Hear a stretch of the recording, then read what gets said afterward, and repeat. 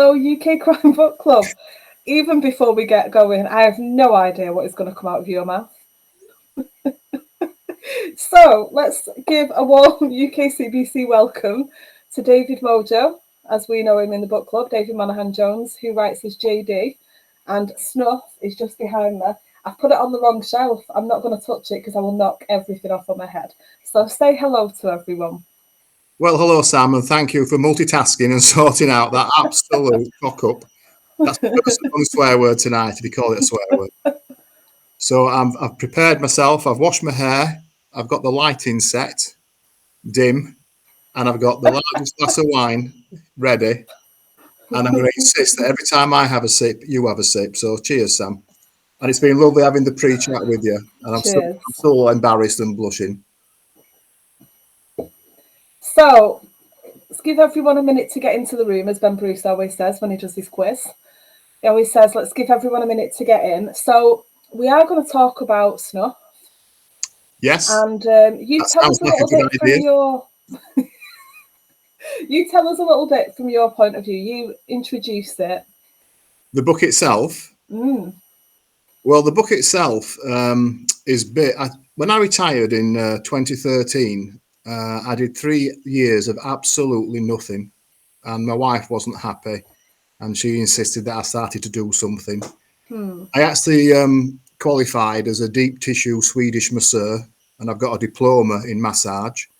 That's genuine. Of all of the things that you could have come out with, I know. I didn't know that. Yeah, so I thought I'd like to go for a hands-on approach outside the job, as well as a hands-on approach that I had for 30 years. And my wife had a very large medical aesthetic clinic, and I used to do massage at the clinic. And then after 3 years, I can't explain why, things just started to kick in my mind. And I started to remember about all the events, activities and things that I did during my police career.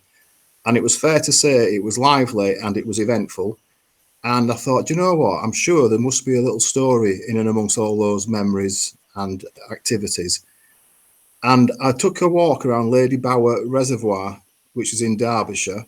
It's a famous reservoir that was sunk to allow the dam busters to practice before they went on their bombing raid. And I read a plaque, an information plaque, about how the graveyard had to be abandoned and people exhumed and moved to another place, another location. And it just flashed through my mind, just imagine someone had committed what they thought was a perfect crime to get rid of a body, and suddenly it became exposed. And that was the starting point.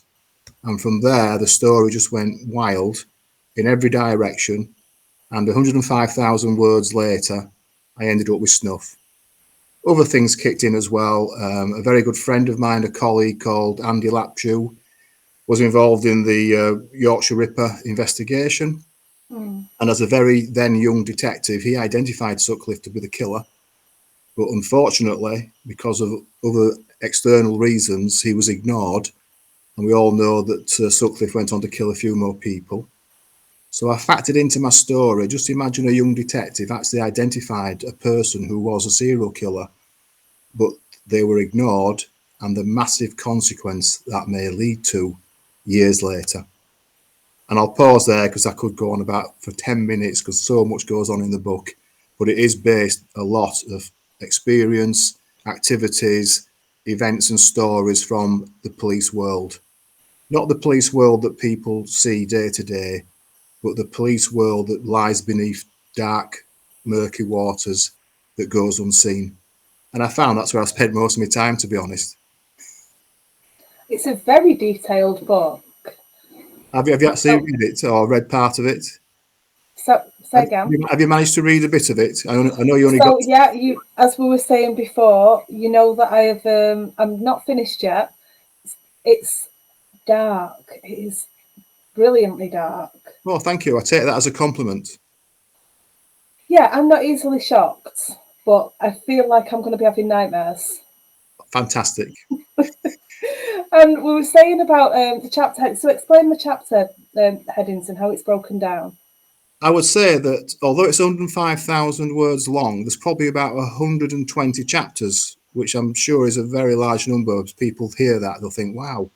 And obviously each chapter is 800 to 1,000 words on average. And I do that because I read for so many years books where there were so many long descriptives, and I found myself subconsciously, when I was reading a book, looking for the shorter chapters, because you always assume or think that's going to be something juicy that's happening in that chapter. So I thought, you know what, how about writing a book where every chapter is short and juicy and hopefully carries a bit of a wow factor and makes people think, bloody hell, did that really happen? Is that accurate? Or I didn't see what was coming there. I like that. There's oh my God moments in every chapter I've read so far. That's made my night. Yeah, it's Seriously. absolutely startling. Fantastic, Sam. And it does. It absolutely. I won't use the words that I used to describe it before we came on because it was I'd love you to use. bit I'd love rude. you to use Bad, not a chance. Rude in a good way. Sam, remember the house rule. Cheers. Cheers. So we've got. I'll just go into these hellos we've got. So somebody called Claudia Monaghan-Jones has done clapping. Don't know who that could be. Here's one I made earlier. Is that the first joke of the night? Yes. Sorry. Have you got any props this time? No, actually, Sam, now you mentioned God. earlier on our first pre-interview, I carried a candle for you. Things have changed. Sorry. Only two, not 4 candles. Next interview, you never know. 4 candles. Very good. Very good. I have to Thank say, you. I do try.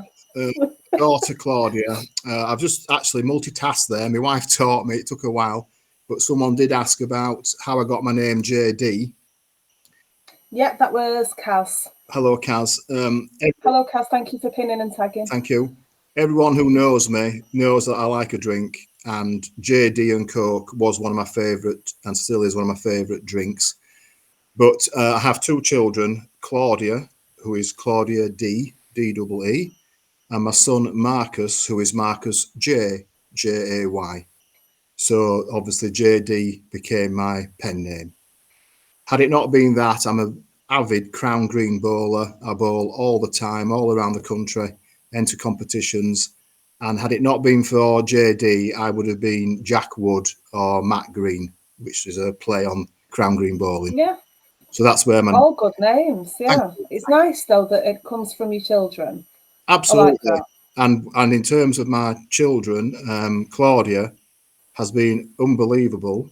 I've got to say it. I don't often praise or show emotions. I'm very stoic at times, but despite how jovial and laughing I hold back a lot with emotions. Perhaps. But Claudia's been a fantastic support for you, hasn't she? Incredible. She has read, I imagine some of the stuff that I've written, which you've probably read already, and I'm having to discuss that with my daughter.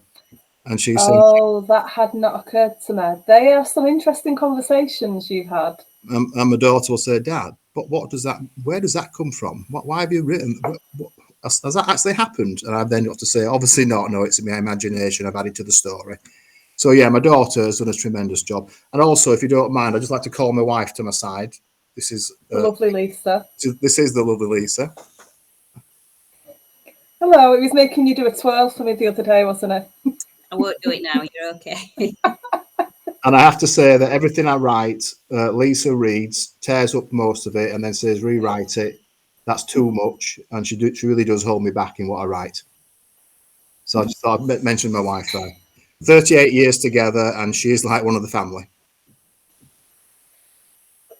I'm waiting for something to fly across the room and smack you in the head. I know. I can relate to that. Steve Munoz says, "Good morning, all." Hi, Steve. And Andrew. Who's that, sorry? Steve Munoz over in California. Well, Steve, I'd just like to say hello, and I've said it to you on the page. At some point, my best friend is a lawyer from New York, Philadelphia. I am going to do Route 66. I am going to get across, and it's on my bucket list because I think you're absolutely amazing with some of your comments and your humour. That I would love to meet up with you and certainly go for a night out together and hit a few clubs. So I look forward eventually to doing that if that's okay. Now that sounds like a night to be a fly on the wall at. What could possibly go wrong? Run, Steve, run. So, Andrew, now we talked earlier in the week that Andrew had sent me a message saying he was looking forward to the chat. So, hi, Andrew. Hello, Andrew, and thank you so much for the sort of message that was sent.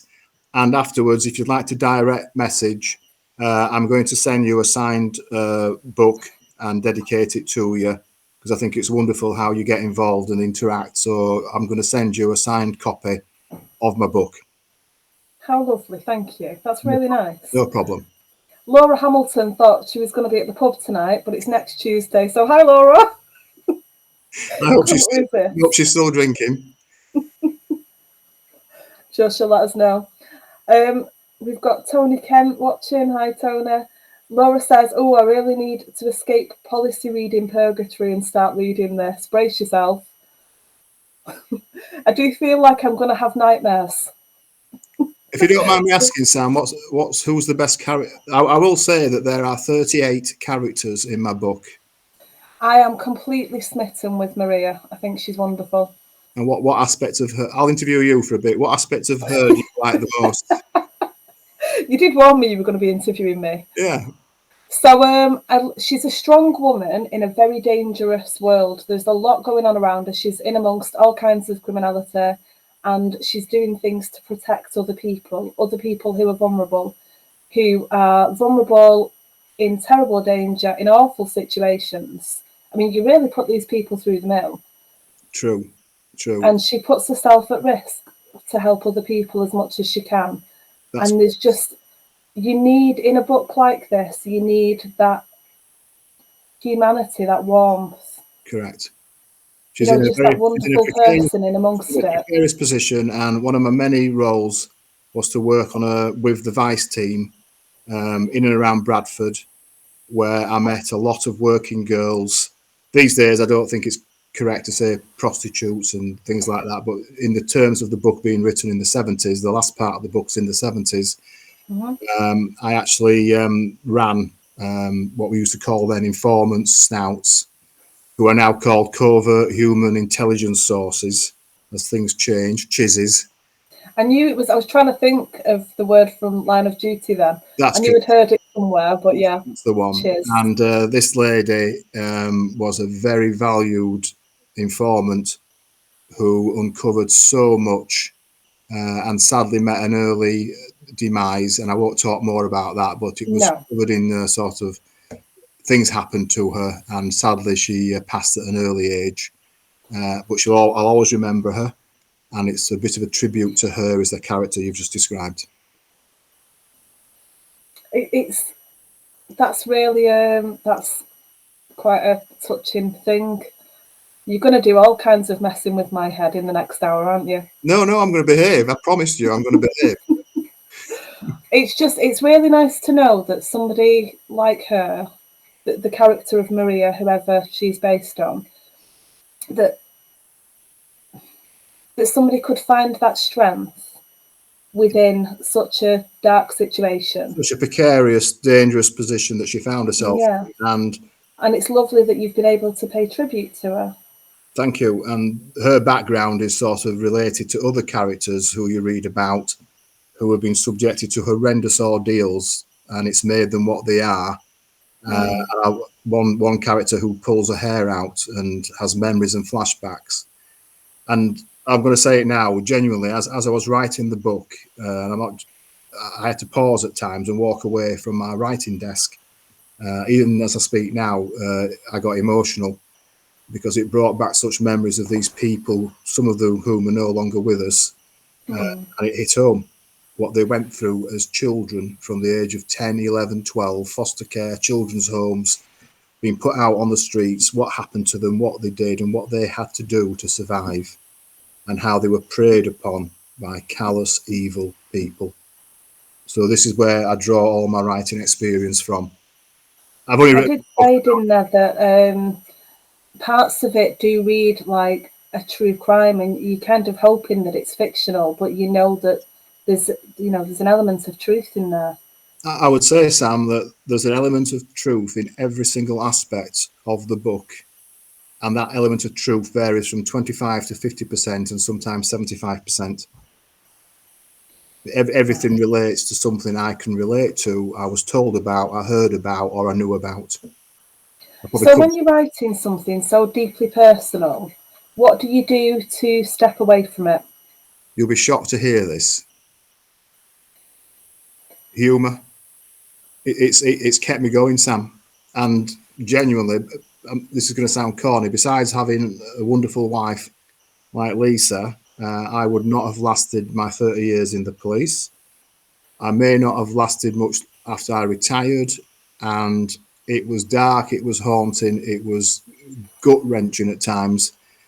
And having a good boss, having the right team of people around you, and humour, and a lot of the members on the club won't realise how sick that humour used to be, and they'd be shocked if they heard some of the humour. But it's what pulled you through. Even at a crime scene where you're witnessing the most horrendous scene in front of you, people mutilated, people killed in horrendous ways, people that have been tortured, you'd crack a funny. Not in front of them or not in front of the wrong people. As a group, you'd come together, and before you started drinking, when you had to do a working day and see the job through, you'd have a laugh and a joke just to help you get through it. It was a pressure valve. I can't imagine any other way. Yeah, exactly the words I was going to use, pressure valve. A pressure valve release. And sometimes you'd laugh, even if you didn't think it was that funny, but you just had to get it out there. And then guess what? You had to move on to the next job.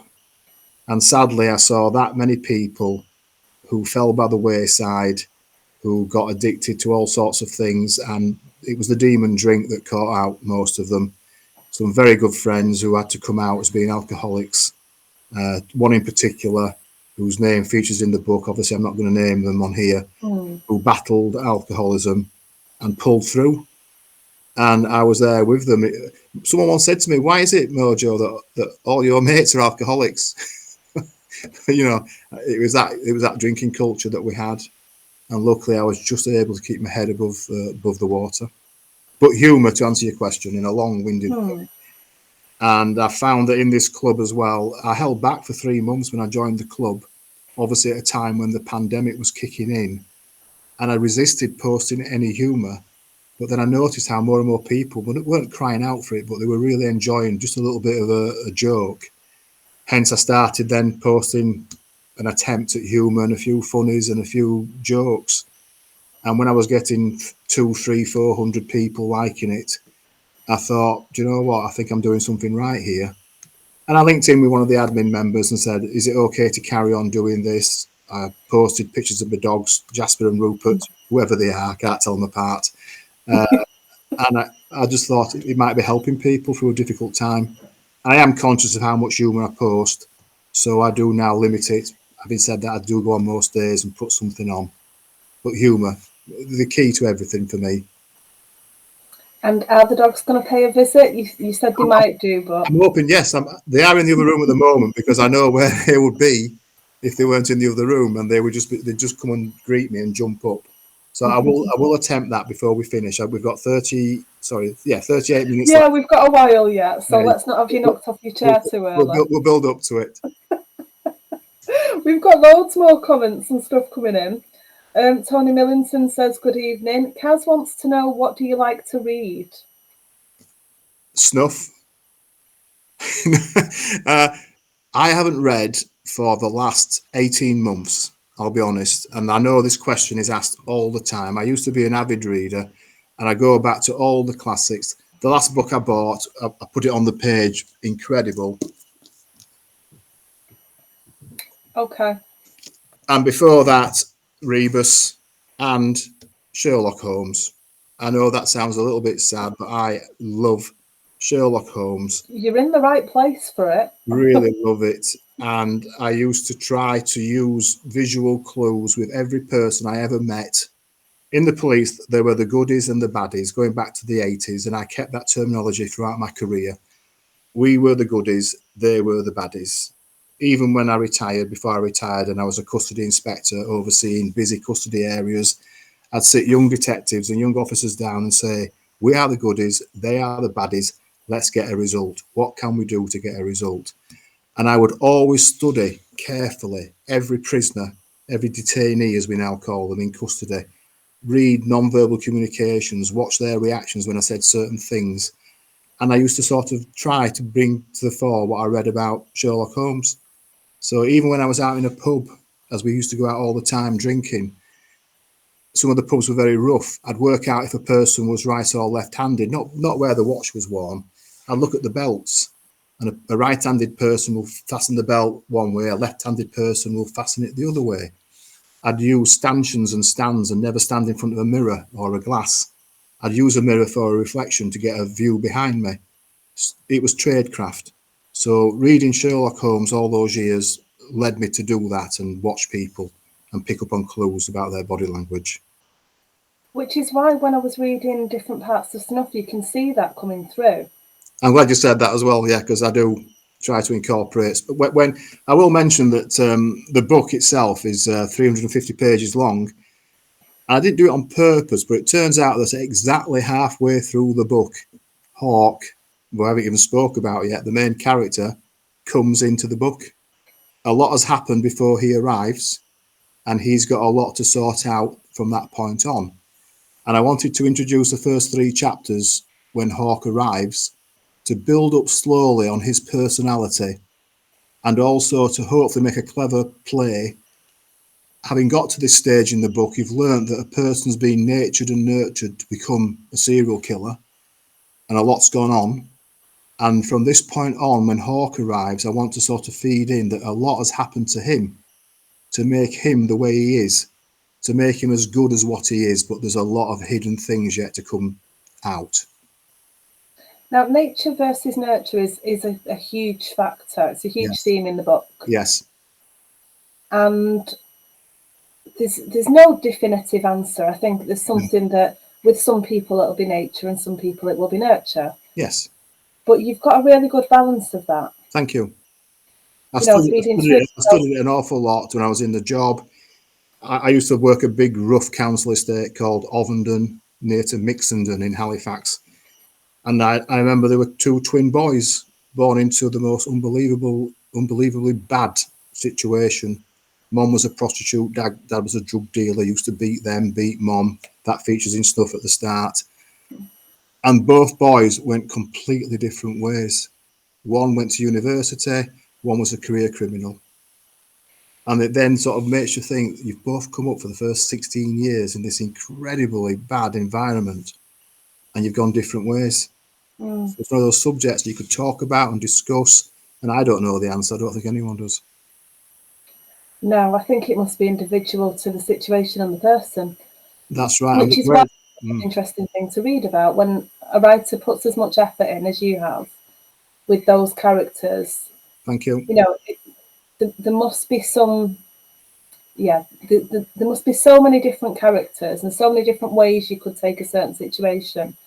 How do you pin down exactly what you're going to do? How much of this was planned out before you started? If you could see the room that I write in, I think you'd be quite shocked, because when we were on murder investigations, we did what was called an Anacapa chart, which spread the whole length of the incident room wall like a time chart.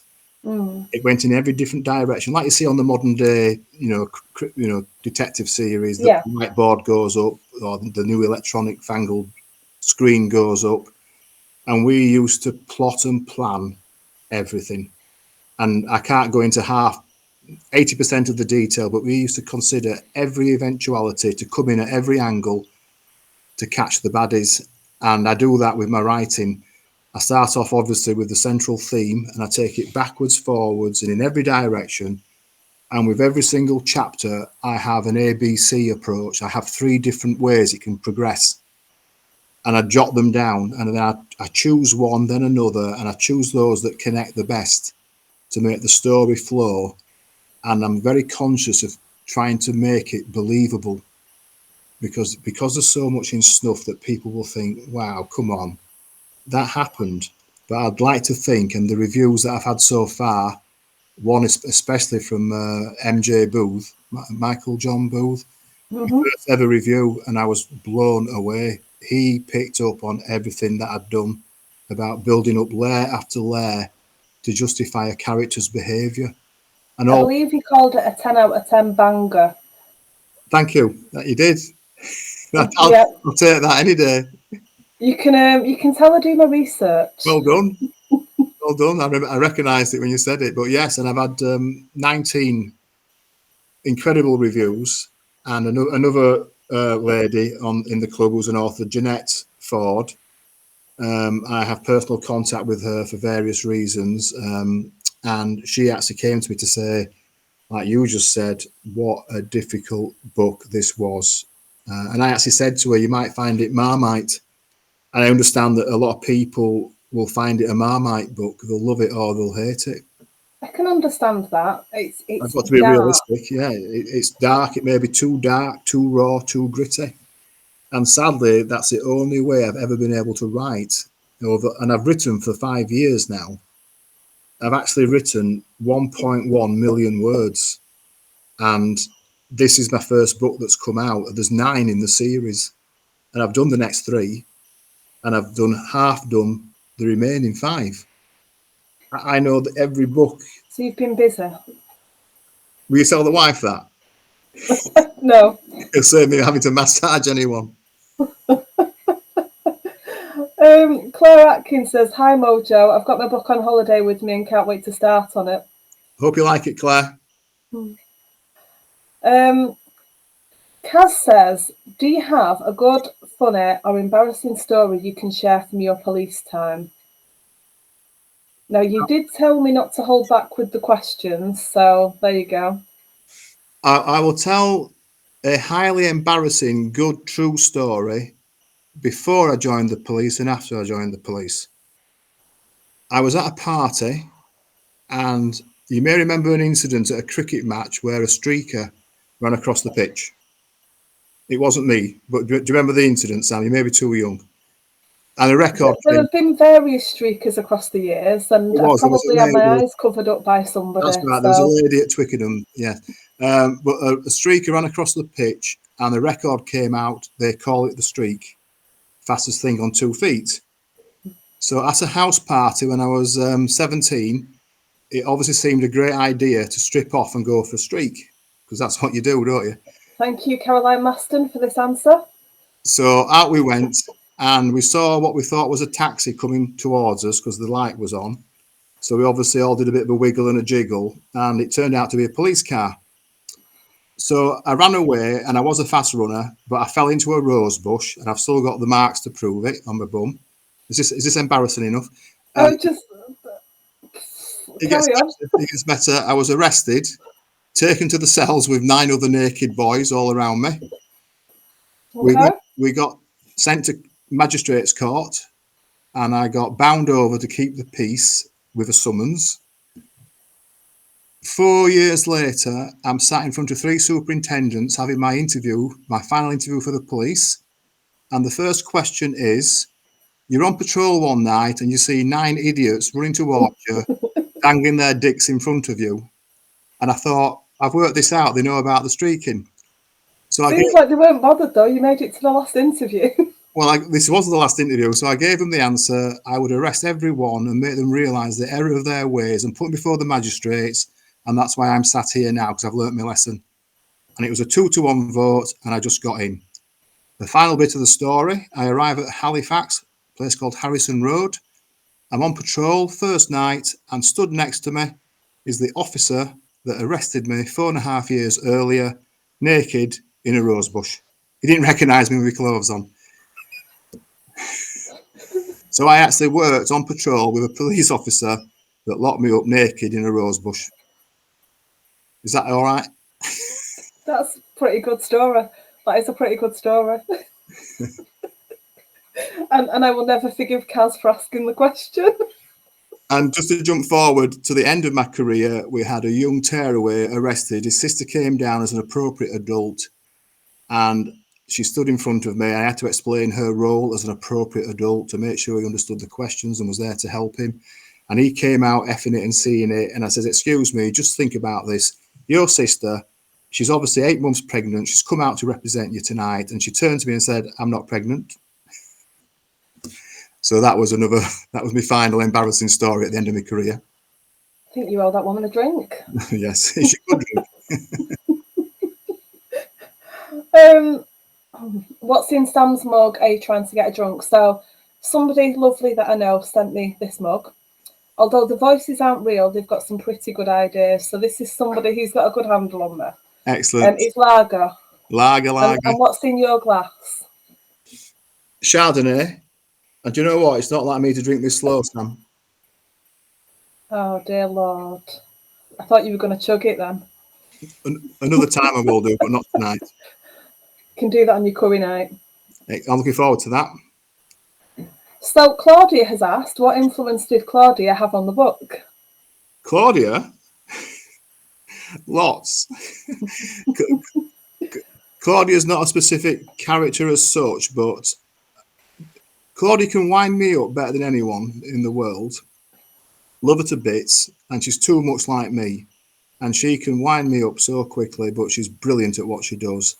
And I've brought that into the books, how people can get on with each other, like and love each other so much, but bloody hell, they have some fallouts and disagreements. I can hear somebody laughing. Is it Lisa or Claudia laughing? Lisa. Oh no, Claudia's away from the house, but it's Lisa. I do tend to make her laugh a fair bit. I can imagine. Especially on a morning. Sharon Wetherell's asking, can she get a signed copy? So how do people go about getting signed copies from you? Ordering signed copies, should I say? Well, what I'll do is I will set up a scenario where people can order a signed copy. That's the best way to do it. Failing that, if they direct message me, I can sign a copy and then they can probably make a payment to me direct and I'll send it to them. I will accommodate anyone that wants a signed copy, and I'm quite honoured that someone's asked for one. Thank you very much. No, I missed a trick. I ordered mine from a very useful but much hated company. Oh, yes. And I really could have ordered it just from you, signed. So I've missed a trick there, but I'll bring it on curry night. I did, yes. We are meeting up for a curry, so that's part of the... I'm looking forward to that. And we're not telling anyone where we're all going because there'll be no cameras that night. I live in a place called Upper Denby at Huddersfield, up on the moors. Very beautiful area. People joke when I moved here, they might drop the Upper Denby and call it just Denby. But we've just bought a house in Anglesey, and I'm moving there full time in about 2 months' time once I've had the house developed.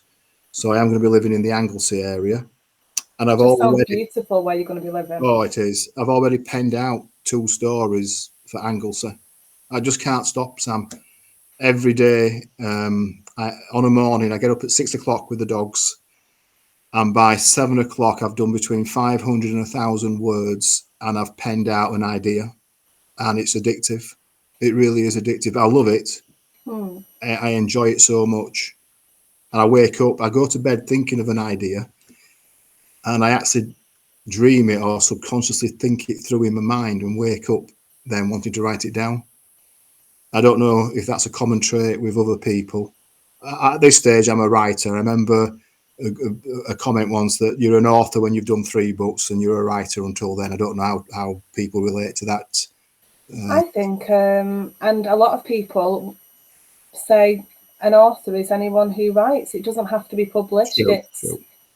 If you're writing, then that's who you are. I appreciate, Sam, that at this stage, albeit I'm nearly 61, I'm just starting out with my writing author career. I'm still learning tricks of the trade, and I think I'm getting better and better at it.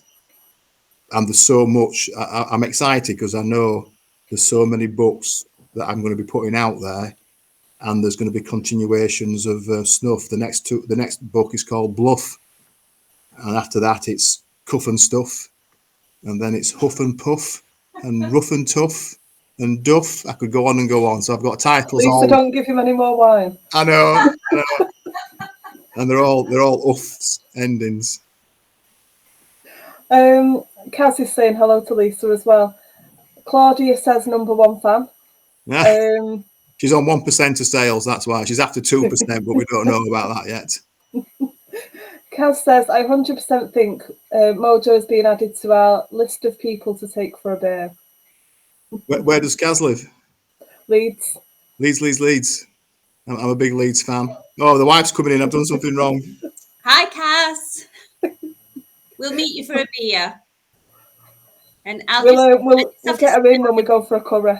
Oh, I'm so proud of this man, and his books are really, really gritty and raw, but I'm so proud of him. Oh. Wife's been drinking more than me. No, I have not. So, take a compliment. Yes, true. Dare you? I'm pausing if there's any more questions, otherwise I'll just be talking. Oh, there's loads of stuff. Steve says that would be great. So the idea of when you go for Route 66 and... We're going to be on a big, powerful motorbike, Steve, in Levers. I hope that's your scene. We've got loads of people watching. Lucy Sampson's watching and Shirley Lane's watching. Lucy? Now, I thought so. Lucy and I have had some amazing interaction, conversations, and I'm going to embarrass her now. She's been absolutely brilliant. And I'd like to say a genuine thank you, Lucy. I mean that. We've got a soft spot for our Lucy, haven't we? Dismal Swamp, Florida. No, she's been fantastic. I've really appreciated interaction, help, words of advice in general, genuinely. Shirley Lane is an author who she wrote a book called, I think it was Stitched. Forgive me if I've got that wrong, Cheryl. And I thought about the book today because there were scenes in your book that made me go a bit funny, a bit pale. Oh, yeah. Wow. And the last time I remember that happening to that extent was when I read Shirley Lane's book. I'm sure it is called Stitched. Wow. So, one for your TBR piles. Get it bumped up. It's another good one. Brilliant. Thank you. Kaz has asked, have you got any real-life author events planned? So I know you'd love to do a book signing. Yes, I've made the first approach. The book obviously is the second half of the book is set in Derbyshire and Sheffield. The serial killer becomes known as the Sheffield Snuffer. You'll learn from the book that's a clever ploy by Hawke, the lead detective, who uses the press to good advantage to generate activities and events that he can monitor. I won't say more about it than that. So because Sheffield and Derbyshire feature in the books, I have made approaches to various bookstores and I hope to go there and do that. I feel as though if I can sit down with people, as I am doing now, but probably do it better in person, I think I could probably put myself across and explain the book to people and hopefully get them interested in it. There is so much. I'm conscious of the fact that I've put so much content in the book. I've had people come back to me to say this could have been 2 or 3 books, but I've done 9 already. So I had to sort of cram this. Every book is like this. There's so much in it. And I'm conscious that although it's in 3 parts, before, during and after, each part could have been a book. I don't know if you'd agree with that on the bit that you've read, or with a certain twist to it, or certainly could have been 2 books in it. Maybe 2. Yeah. But that was one of the other questions I wanted to ask you actually about the build-up. Yes. What made you decide? I really like the backstories to people. You've really put a lot of work into making people understand the whole nature-nurture thing that we've been talking about. I'm so glad you've said that. That was one of my main aims, because initially the book started, I haven't even touched upon this yet, the book started with true historical events in relation to what happened before World War II, when Winston Churchill and others had the idea of Operation Pied Piper, which became known as the Railway Children, and 650,000 children were evacuated from London before they guessed correctly there was going to be a blitz of the capital. And the story hinges on a child that is moved out of London and sent to Derbyshire only at the age of 9/10, and is already seriously damaged goods.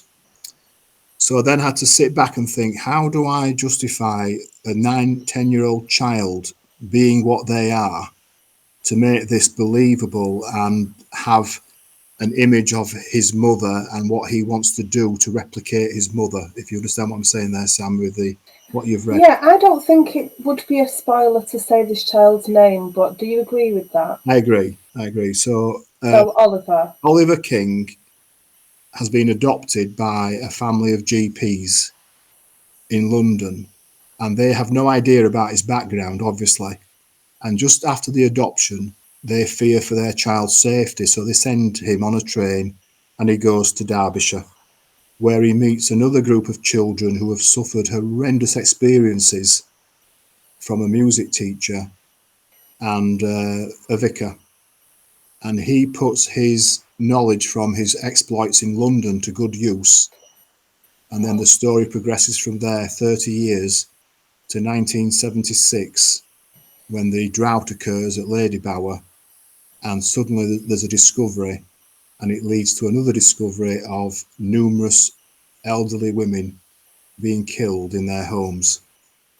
I think I've given away too much there. I don't think you've given anything away there. I think You won't guess from what I've said what happens and what goes on. Not from where I'm up to, no. So I had to build up, as Mr. Booth mentioned, Michael John Booth. That's why I built so many layers up and took it back to give credibility and believability to events that happen. So hopefully readers don't think, oh, where's this come from? Well, I'd say to you with the greatest respect, if you've read the book, you'd know where it's come from, because I've explained it and justified it. Yeah, you absolutely have. And I think that was all. That doesn't give anything away. Thank you. I normally give too much away, especially after a few drinks. Kel said you worked with the Bridgestocks for a while. Are you tempted to go into police advisory services as well? I was tempted, and hand on heart, I've been that busy doing what I'm doing. What I will say is that I'm in direct contact with 5 established authors, and they can direct message me, and they do on a regular basis, in key areas that I feel I've got the greatest skills, knowledge and understanding of, to do with covert work, undercover work, custody, police procedural, and several other areas. And I will gladly vet authors on a fairly regular basis and spending time helping them with what they've written.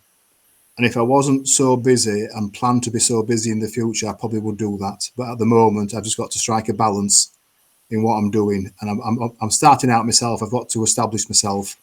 Yeah. And no books out there, so I've got to focus on that primarily.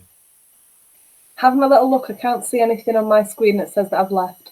That's Countdown timer's still going, so thank you. Fingers crossed, I'm still here. Andrew has commented, obviously, your offer of a signed book for him. He said, "Thanks, David. Great of you to do that. When my dad was alive, he was on the police force, so I know about police procedurals." And he says, "Hi, Sam. Hope you're okay as well." I am. I'm good, Andrew. Thank you. Hope you are too.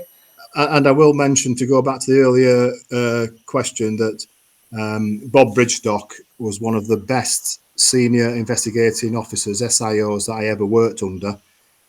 I could sit here and tell so many stories, but I can't.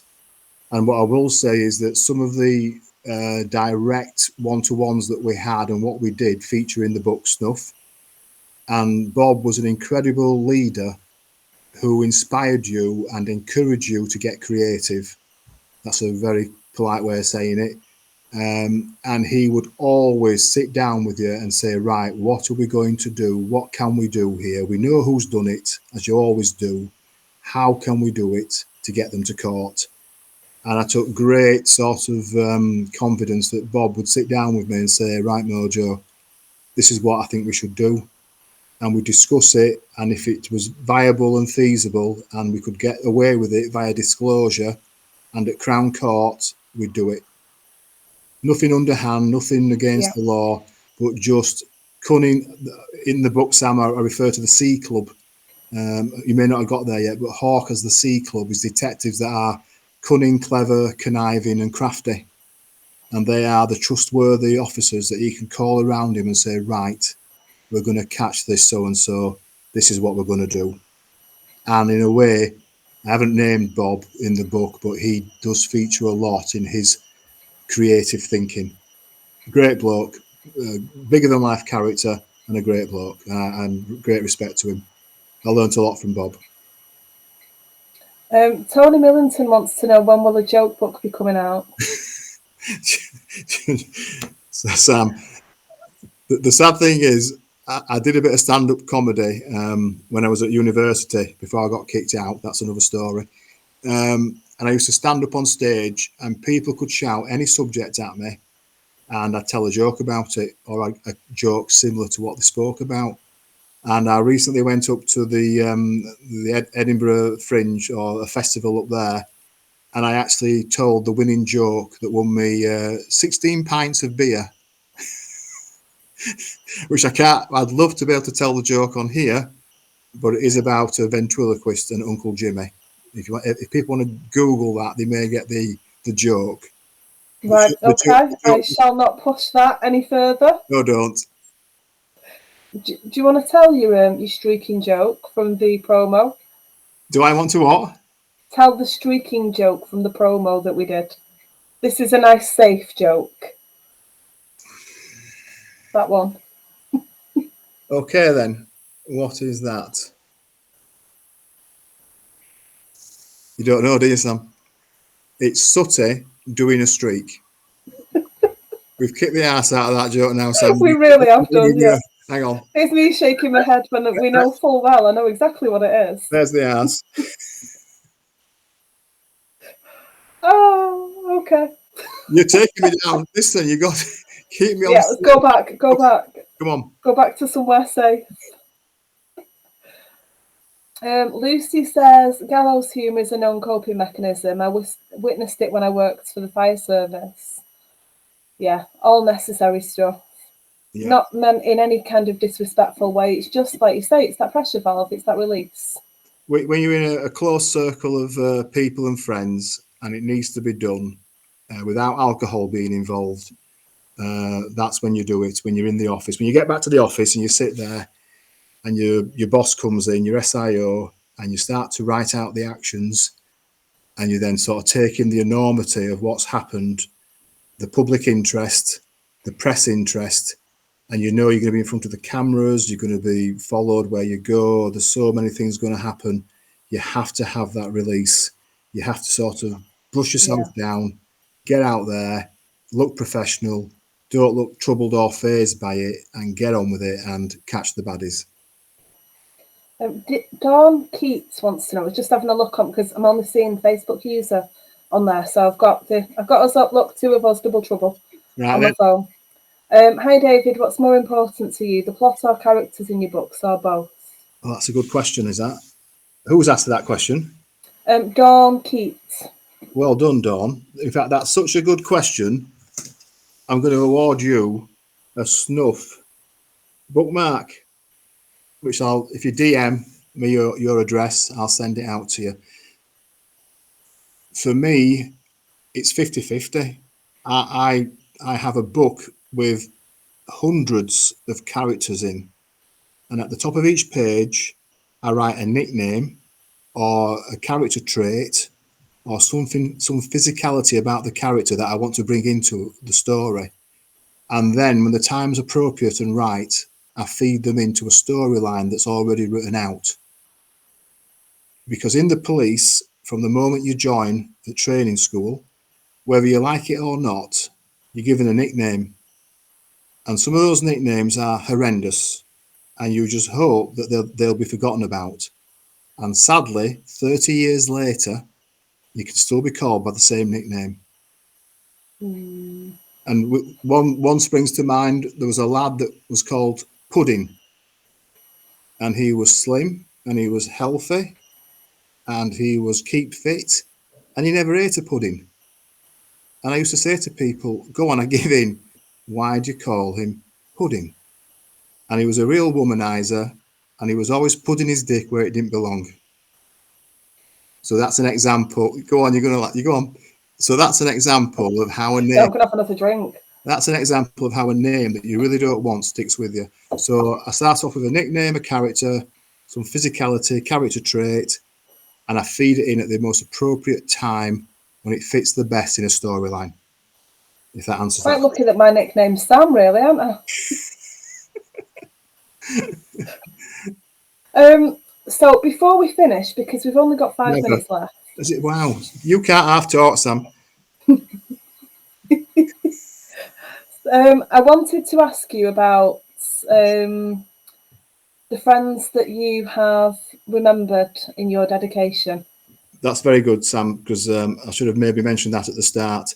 There's 2 officers that obviously are very impactful on the story and on me. I've mentioned one already, Andy Lapchew, who mentioned he knew who the Ripper was and he was ignored. The other one is Martin Taylor, a detective sergeant when I was a DC, who went on to become an inspector. And the second character, police character, is called Tony Drummond, Tony D. And all of his characteristics and the way he operates is based on Martin Taylor. Martin Taylor is completely polemic to Hawk, the main character. But Tony D has got a hidden past and he is not what he appears. And part of the writing of the book goes to show that some people wear their heart on their sleeves. You can work out who they are and what they are. Other people can be very quiet, very reserved, but have a hell of a lot going on that you don't know about beneath the surface. So Tony D is a tribute to Martin Taylor, who after every major incident, even if it was carnage and everything going on, would sit down and write out 50 actions and dictate the inquiry and how it progressed. And that's a tribute to him. And also the book evolves to make you realise that Tony D has got so much that he has to hide that it puts him in conflict with Hawk, the main character, Detective Inspector Hawk, who's called Hawk because when he's at training school, he's such a good-looking bloke. He has endless women, so he preys on birds. So he's called Hawk. Did you come up with that, or is that an actual name of someone? No, I came up with that. But That is good. The physicality is based on a retired detective inspector who was just drop dead gorgeous and all the women fancied him. So I visualised him when I write about Hawk. I'm getting a message passed to me. I'm going to say, does he know that?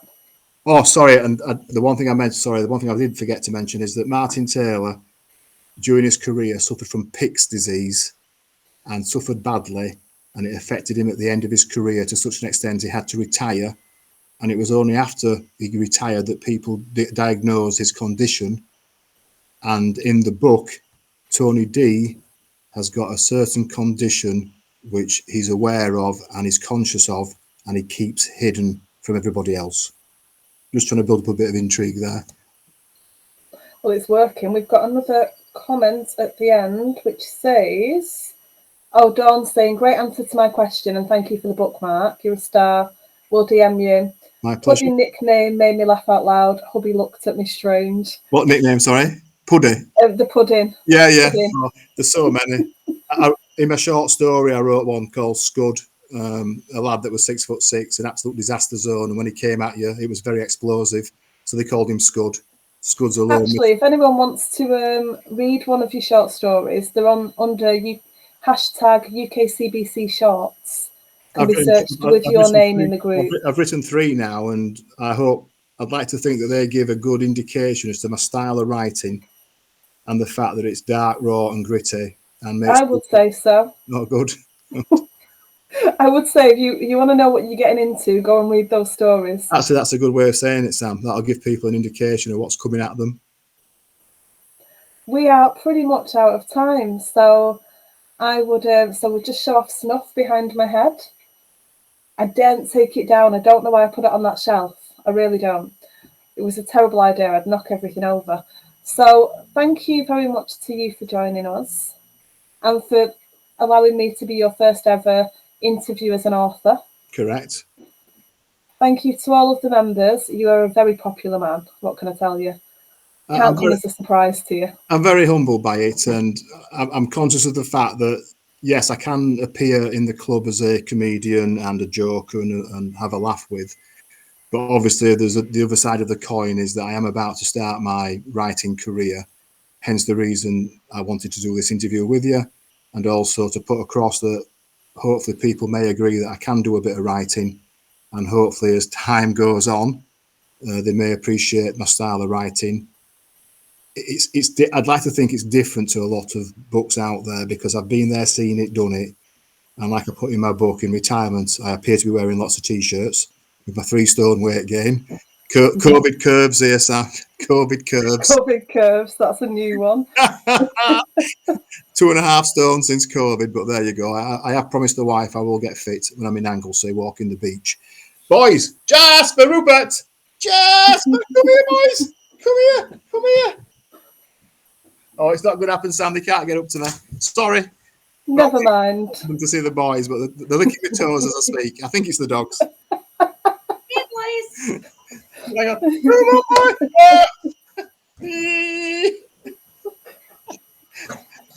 Sorry, that didn't go very well.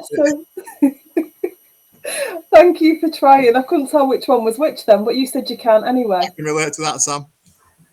Anyway, raise a glass to books, to humour, and to absent friends. Cheers to you, David. All the best. Cheers, Thank you, everybody. Lisa. Cheers.